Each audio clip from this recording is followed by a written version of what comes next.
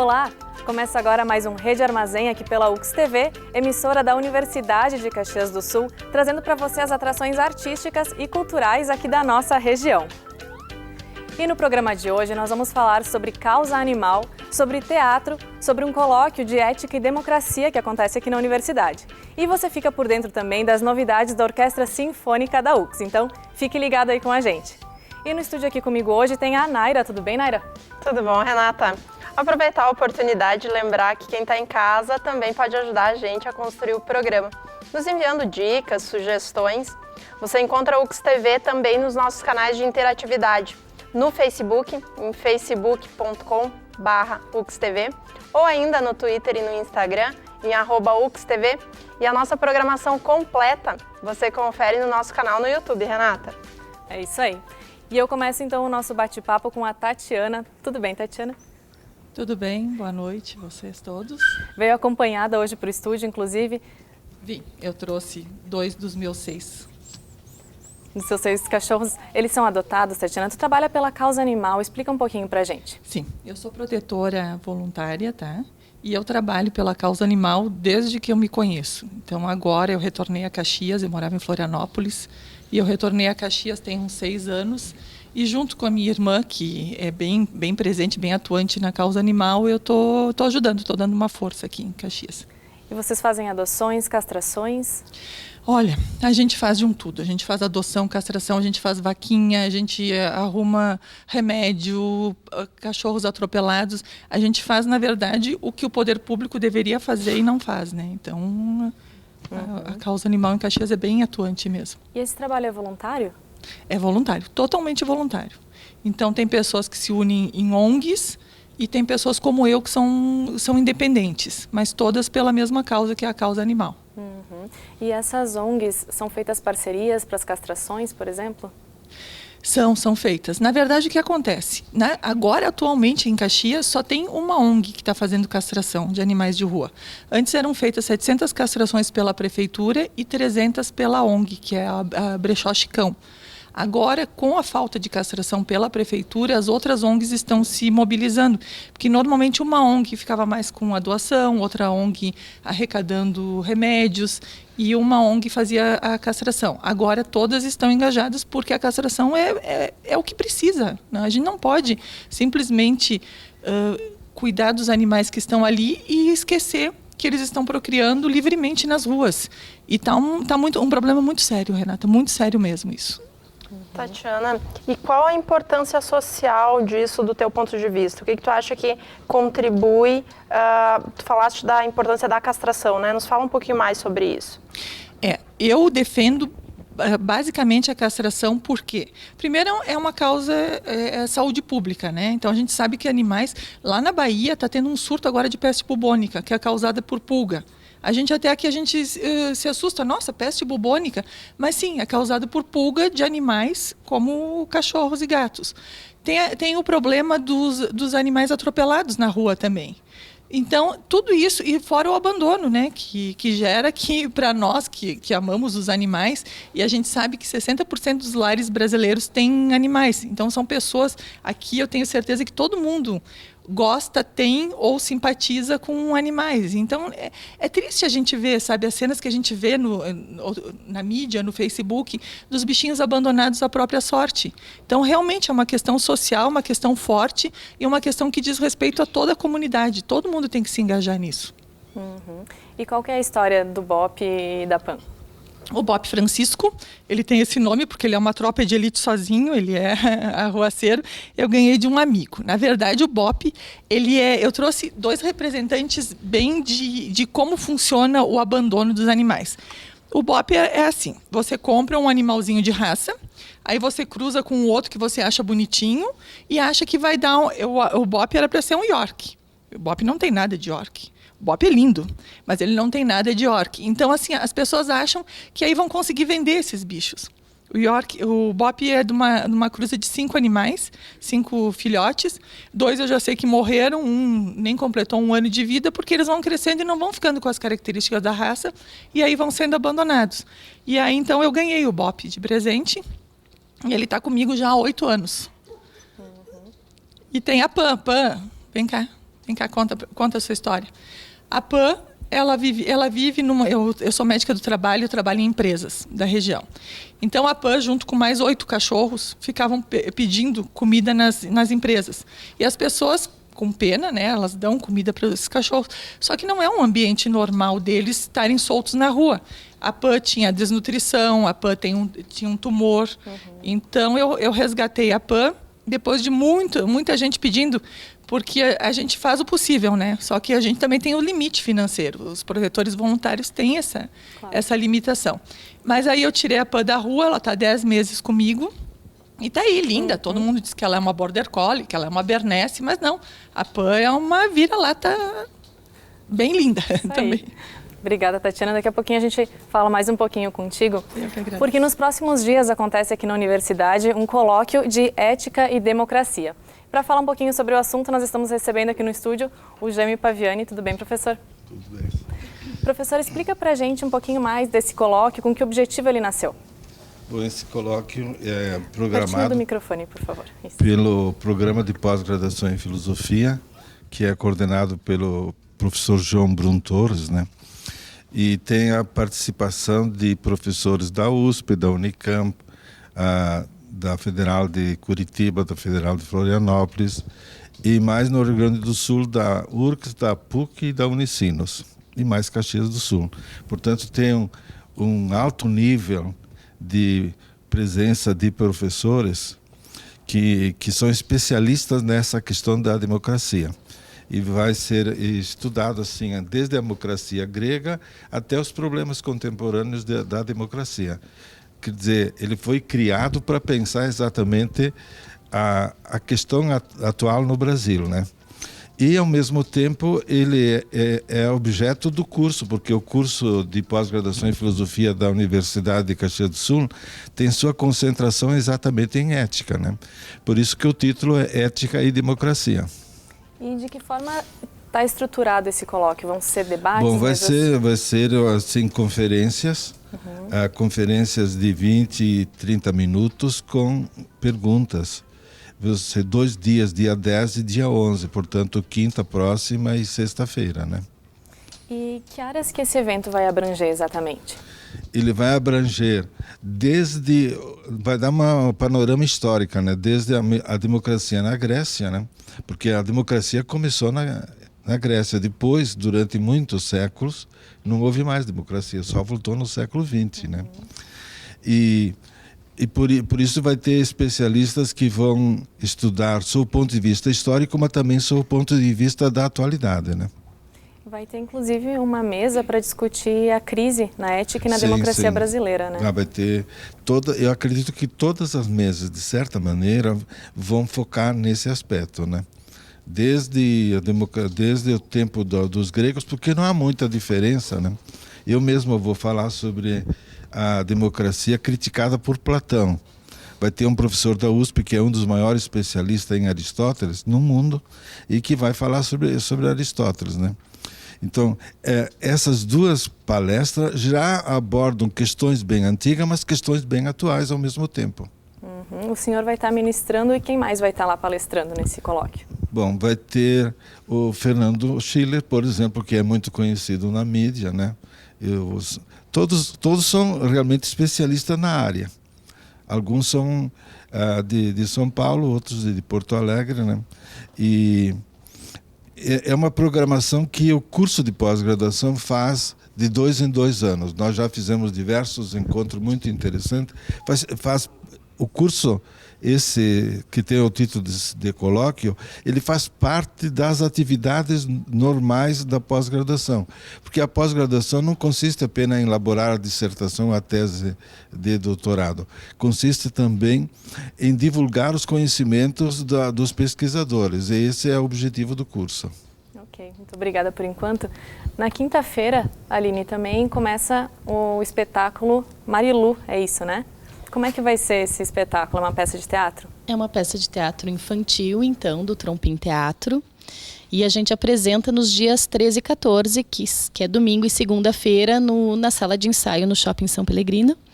E essa programação faz parte, então, de uma programação maior, né? Que é a Cultura nos Trilhos do Terem, que uma vez por mês tem uma programação voltada para a família, né? Então, para quem diz que não tem teatro na cidade, tem sim, está acontecendo.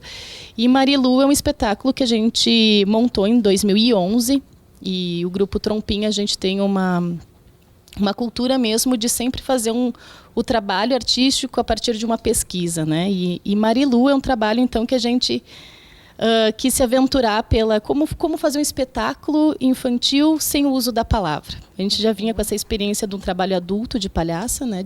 O Sinta, Liga, Desliga. E o Marilu tem isso, então, a gente descobre um pouquinho as cores, porque conta a história da Marilu, uma menina que via o mundo cinza, e essa descoberta através das cores, que nada mais é, não só as cores, mas realmente essa ligação com o emocional, com o nosso humor, de como as crianças lidam também com isso, né?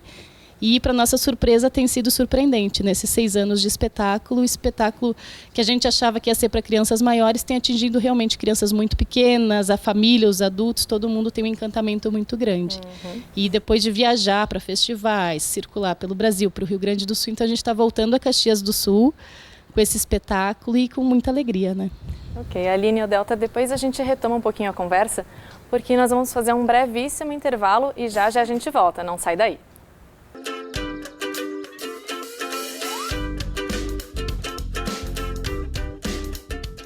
Estamos de volta com o Rede Armazém aqui pela UX TV, canal de identidade e também parceira do Futura. E Naira, tem novidade na Orquestra Sinfônica da UX, é isso? É isso mesmo, Renata. No final do primeiro bloco, a gente conferiu um trecho do que está rolando lá na Orquestra Sinfônica. E agora você confere mais novidades no nosso quadro Substância Sonora.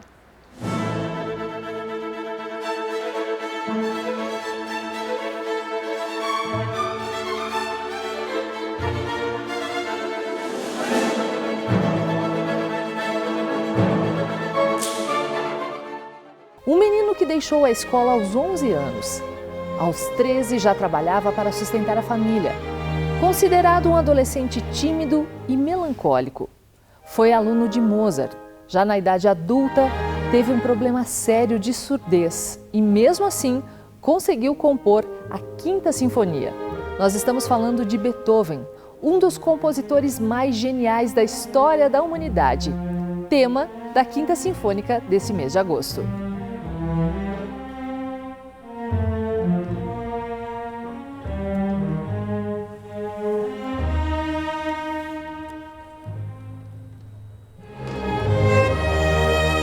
Beethoven é sensacional, né? É um compositor que fez parte do período clássico, né? Juntamente com outros grandes compositores como Haydn e Mozart, mas ele tem uma ousadia que eu acho muito bacana, né? Algumas coisas dentro dessas composições que nós vamos apresentar já mostra esses detalhes, né? De revolução, de inovação. Por exemplo, se a gente vai observar composições feitas antes por Mozart ou Haydn, normalmente no início de uma sinfonia tinha uma longa abertura lenta que preparava o primeiro allegro, o primeiro movimento propriamente dito, né, da sinfonia. E Beethoven, tanto nessa sinfonia quanto já na terceira sinfonia, ele começa com simplesmente 4 notas. Esse pá, pá, pá, pá. Imagina naquela época, nos anos, né, de 1800, o público que estava acostumado com uma introdução que preparava todo um ambiente, de repente começa com essas 4 notas.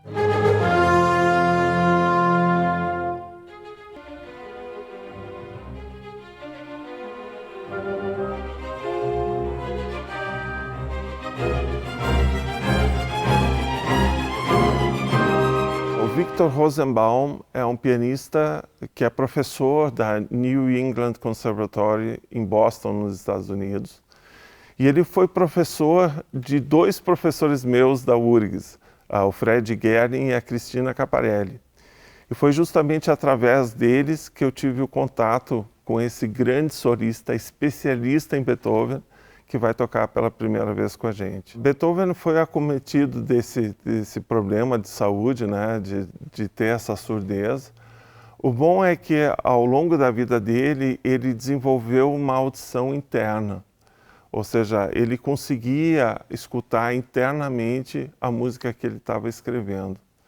Além disso, tinha um pequeno recurso que transferia um pouco as vibrações do piano para ele. Então, por exemplo, ele encostava esse mecanismo, né, no piano e a vibração do piano, através do corpo dele, passava um pouco essa questão da ressonância dos sons que ele estava produzindo. Mas quando ele estava, por exemplo, regendo uma peça ou escutando uma das suas obras, né, nessa parte do meio da vida dele para o fim, ele realmente não escutava absolutamente nada.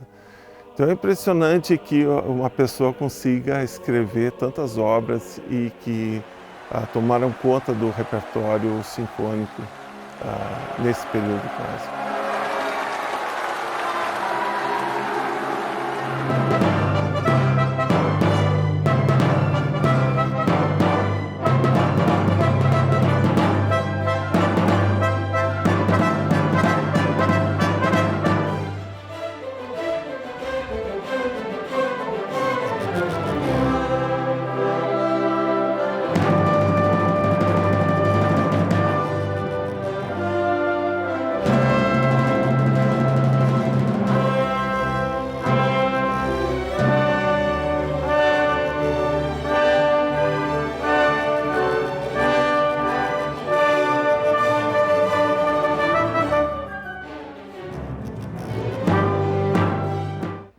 É isso aí.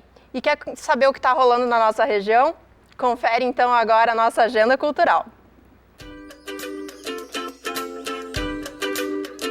No ano em que comemora 30 anos de estrada, o músico Valdir Verona lança o projeto Viola de 9 Cordas. O repertório é uma coletânea com as principais composições instrumentais do violeiro. O evento ocorre no Teatro Pedro Parente, nesta quinta-feira, a partir das 8 horas da noite. Os ingressos antecipados custam R$20.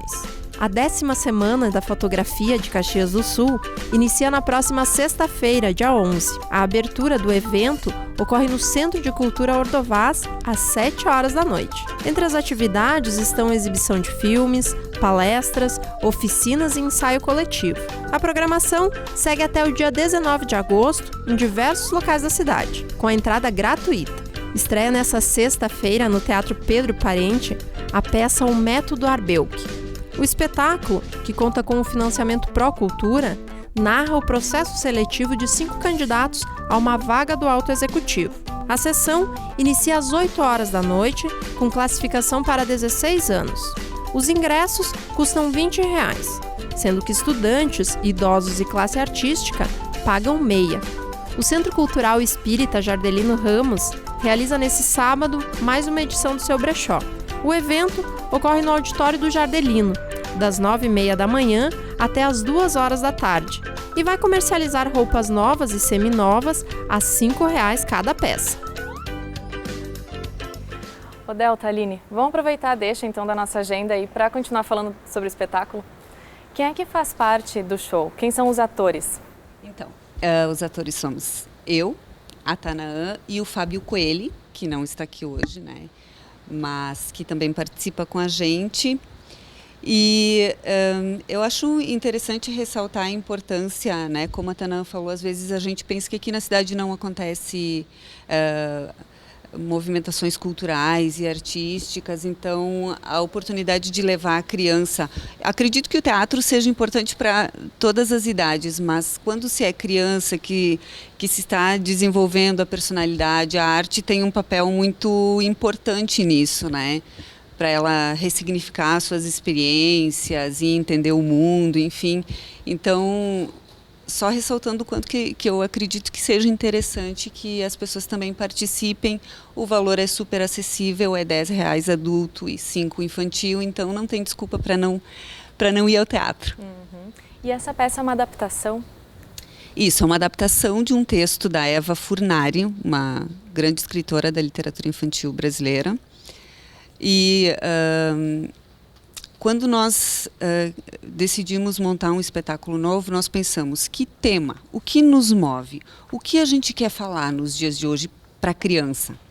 Né? Até eu e a Tanã somos mães de primeira viagem recentes, então isso também tem tomado outros significados nas nossas vidas e a Marilu trata de um tema muito interessante que é como se vê o mundo. Né? A Marilu é uma menina que vê o mundo cinza porque ela é cinza. E isso acontece com a nossa vida e não só com crianças, mas com a gente no dia a dia. Então, a maneira é como a minha atitude interior modifica o meu exterior, efetivamente, né? Delta, Oi. E como é que foi esse processo de adaptação, levando em consideração a vivência de vocês na maternidade? A minha bebê tem 5 meses, tá? Então a maternidade é muito recente para mim ainda. A Tanaã já é mãe mais antiga, né? 2 anos e meio. Mas assim, é interessante essa tua pergunta, até eu acho que eu vou te deixar falar melhor sobre isso. Então, quando a gente montou o espetáculo, nenhuma de nós era mãe, então a gente não tinha essa experiência ainda, né? Nós éramos só atrizes investigando e nesse contato com crianças. E agora eu vejo ainda o quanto mais fundamental assim, porque hoje eu consigo ver nuances do espetáculo que antes eu não via, né? A gente sempre diz que um trabalho artístico, ele tem camadas de entendimento, né? Tanto que o nosso espetáculo é isso, a gente vê crianças muito pequenas, de 2, 3 anos, que ficam vidradas durante os 50 minutos de espetáculos, e a gente vê adultos que conseguem, né, que a gente faz às vezes debates, enfim, que a gente consegue conversar e dialogar sobre os temas abordados em função dessas camadas. Aline, vamos reforçar então o convite para quem Claro. está nos assistindo, horário, local? Então, as apresentações acontecem no domingo, dia 13, às 15 horas, na sala de ensaio Shopping São Pelegrino, e na segunda-feira, às 14 horas, na mesma sala. Então, é programação para o final de semana, para o Dia dos Pais, né, para quem quiser também passar um programa familiar diferente. Acho que quando a gente se permite esses trabalhos, né, esses momentos artísticos, a gente está trazendo um pouquinho mais de alegria, expandindo um pouquinho também nosso pensamento. E acho que vale, né? Toda experiência diferente enriquece a nossa vida. Então, falando nisso, professor Jaime, qualquer pessoa pode participar desse colóquio de ética e democracia? Ele está totalmente aberto, né? Por isso são convidados os professores, colegas da universidade, os alunos também, mas também todos aqueles que exercem atividades ligadas à política, né? É importante que as reflexões que são feitas nesse colóquio, elas possam chegar à própria sociedade, né? Então, as inscrições não precisa pagar nada, né? Quem assistir ao colóquio nos 2 dias vai ter o certificado, né? E então vamos reforçar para quem está nos assistindo também o horário, o local desse encontro? Então, é quinta-feira próxima, dia 10 e o dia 11. Começa às 8h30 da manhã e vai na quinta-feira até às 7h30 e na sexta até às 5h30, né? As inscrições, prof? As inscrições podem ser feitas na hora ou podem ser feitas já agora no programa de pós-graduação em filosofia. Ok. Tá, ok. Tatiana, quem quiser ajudar aí na causa animal, quem quiser ser voluntária junto contigo? A gente precisa muito que toda a comunidade se enganje nas castrações de animais de rua. Sim, eu vou passar o contato então de uma ONG que é Na Rua Nunca Mais, que está fazendo um trabalho bem bonito com os animais, resgatando os animais e encaminhando para adoção. E qualquer outra ONG, ou nós no Facebook, é muito fácil saber quem é uma protetora. É só ver, né, o quanto a gente divulga animais em estado de abandono que precisam de alguém. Então a gente pede para todo mundo que puder entrar em contato com alguma das ONGs, doar o quanto for, R$10, R$20, uma castração inteira, por favor, é muito importante. Ok. O programa de hoje está chegando ao fim. A gente agradece a participação de todos os convidados aqui no estúdio e nos vemos numa próxima. Até lá!